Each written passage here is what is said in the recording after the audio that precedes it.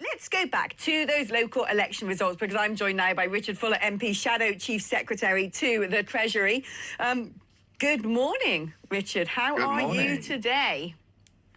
Well, I'm okay, a bit bruised. It was a terrible evening for the Conservative day as well. Very disappointing results across the country. Very few shining lights. I live in Bedfordshire, so Cambridge is next door, so I was very pleased to see Paul Bristow. But that doesn't cover the whole fact. There was very disappointing results for the Conservatives. Yeah, I mean, was it worse than you expected? Be frank. Oh, I'd always try to be frank and honest. I mean, no, it wasn't worse than I expected. Probably at the lower end of expectations. But certainly we knew going into this election, you've heard it so many times, but it does bear repeating. Number one, we were coming off a very high bar in 2021 elections, coming out of those elections.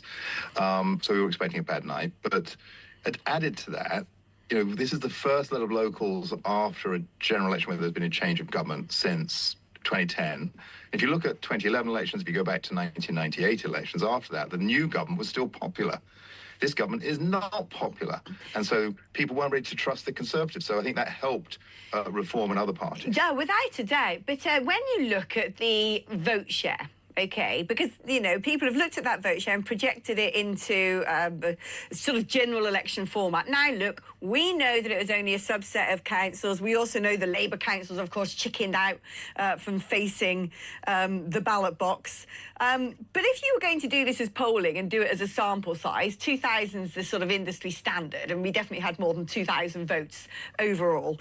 And what we saw was 30% of people voted Reform, 15% the Conservatives. Yeah. I mean, that is a huge poll reversal. And once upon a time, the Conservatives used to say, well, there you go. A vote for Reform is a wasted vote. It's kind of the other way around now, isn't it? Nigel Farage could turn around and say, if you weren't voting for these 15% here who can't do anything anyway and voted for us, imagine the right winger you'd have then. Well, two things on that. First of all, on the numbers, you're right. It is unusual. I think the one that's comparable is the 2019 European elections, where the Conservative Party was on 9% projected share, and I think the Reform UKIP at the time was on a much larger proportion. So there have been examples like this in the past.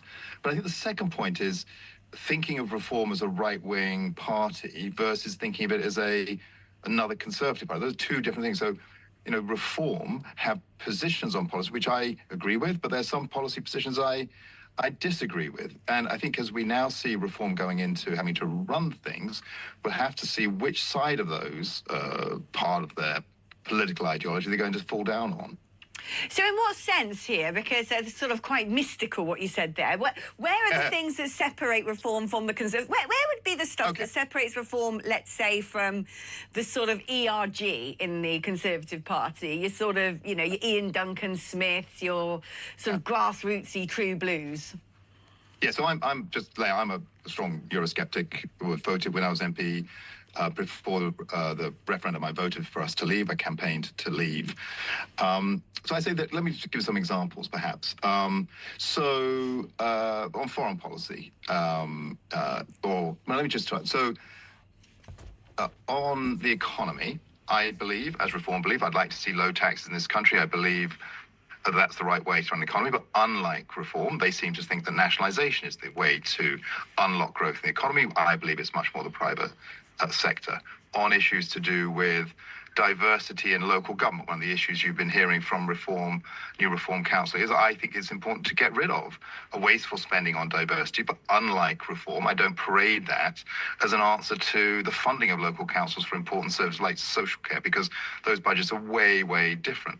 And for example, on woke identity, I would not take a knee, like Reform, to the latest woke culture fad, but equally I would not, as Reform seems to be doing, take a knee to Putin. So there are differences between the Conservative Party and Reform. I would say about this sort of allegation that Nigel Farage is somehow in bed with the Kremlin. He's heard that all before. I'm someone who knows Nigel better than anybody, and I just don't find any substance to it. No, that's a fair point. That's a fair point. But let me just, there's the other part of it, which I didn't want to mention because I think it's less distinctive, but it is to do with the current administration in America. And a lot of what you hear, particularly with the responses on local, is like a cut and paste of what is going on in America. I mean, Nigel's been quite critical of Trump lately.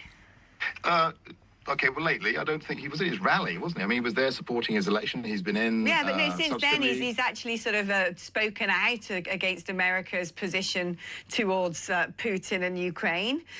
He criticised that. He's spoken out about Trump's tariffs. So he is able to be his own man, stand on his own feet and say, here's where the divergence lies. Yeah, well, look, Mr. Freud, Nigel Freud, he's going to have to. He's more than capable of explaining his own position, how it's changed on Mr. Trump. I don't mean to say that. I'm just pointing that there are areas where there will be difference between the Conservative Party and Reform. Is the problem not, though, that there are areas where there are huge differences between the Conservative Party and the Conservative Party? And this is perhaps a big element of what's got you guys into this mess.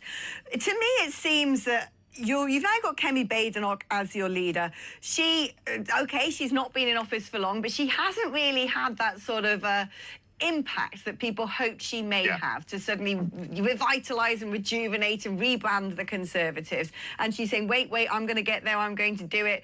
And you think kind of by this time, if people have looked in the shop window and gone, nah, then it's just not going to work. It's not going to sort of be able to be resurrected. But you can't. It's going to be very difficult for the Conservative Party to swap her out, given how many swap shops there were when they were supposed to be in government and the Prime Minister seemed to change every season.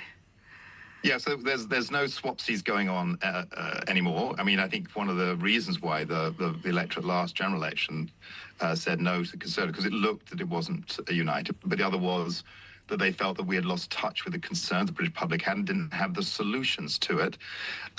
You can't turn on a dime and find all the answers to all those problems for an election which is 4 years out. So, for example, on issues of taxation, there are some things where we can be clear because whatever the public finances are, the amounts of money are not critical. So, for example, on things like the family farm tax, we've already made a point clear that on that and on the business family business taxes, we will reverse those. And that's because we think farmers deserve the ability to look after their farms and tend it for the next generation. And because we believe that, Fuller and Sons, Fuller and Daughters, those sorts of businesses are an important part of local communities. And it was an ideological move by Labour to get rid of those. But there are other aspects of policy which will take time for us to come up with. And that will be frustrating because it's so easy just to say, I've got an answer, I've got a slogan, and then we're there. So, for example, you were earlier on just talking about, putting immigrants, illegal migrants, people come across the channel, in tents. I think that was what the new mayor of Lincolnshire was saying. But that isn't the answer, is it? As you rightly were saying yourself, the answer is to look at offshore processing, never giving people a chance to stay in this country and be processed overseas. Should it be offshore processing, or should it just be pulling down the shutters and saying, a bit like Poland's done, actually, we can't take any more, but we will help neighbouring countries looking after these people? My concern with offshore processing is when you look at the sort of thresholds for entry, anyone from, 3/4 of the world could turn around and say, I'm gay, and my country outlaws it, or I live in poverty, or there's instability, or my government's autocratic. I mean, you're basically talking about pretty much the entirety of the developing world would have some basis upon which to claim asylum in the UK. You're exactly right. That's why the policy, the Rwanda scheme, said that you would be processed offshore and then have the right to remain in that country, never to have the right to be in the United Kingdom. That was the Rwanda policy. That's what I voted for. That's what the Labour Party has scrapped. I'm saying that's the right answer. It isn't about saying we need more tents in this country. It's about getting that scheme back on track. Well, what I want to ask you, though, let's get back to these local elections, the results, and what the Conservative Party does from here. Because we've already kind of drawn a line under the idea that, changing leaders not really possible at this stage in the game. But the problem is, I would imagine now, after that absolute drubbing at local elections where you've lost hundreds of councillors, that you're probably losing members, you're losing donors.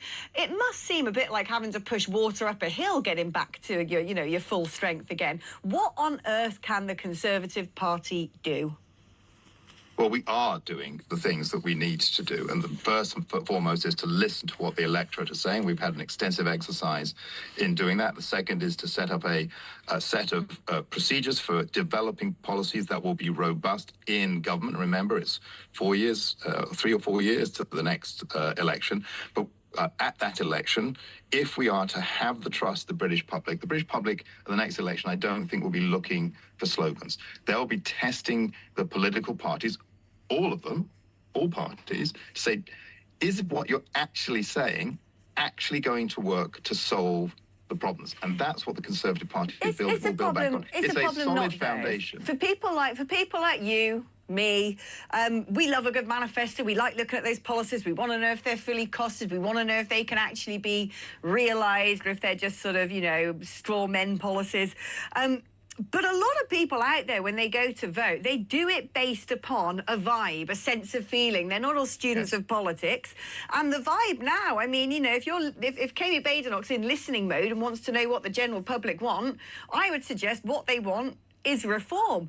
Is it not better, in some respects, for the Conservatives to just go, we've had a good run, it's only a brand and a logo after all, the jig is up, right-winger is now with reform, let's go back that entity, and therefore we lock the left out of power? Well, I think earlier on I was trying to point out there are aspects of reform which are not right-wing. They're much more socialist than the Conservative Party, particularly on the economy.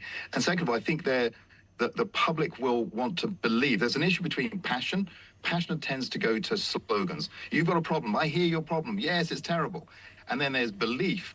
Can you actually solve my problem? And the Conservative Party is building policies that we think people will believe in will actually solve the problem, will end this decade of turmoil where people have lost faith in democracy, will reach for anything, the next lever, anything, because they just don't think politicians of the days are solving their problems.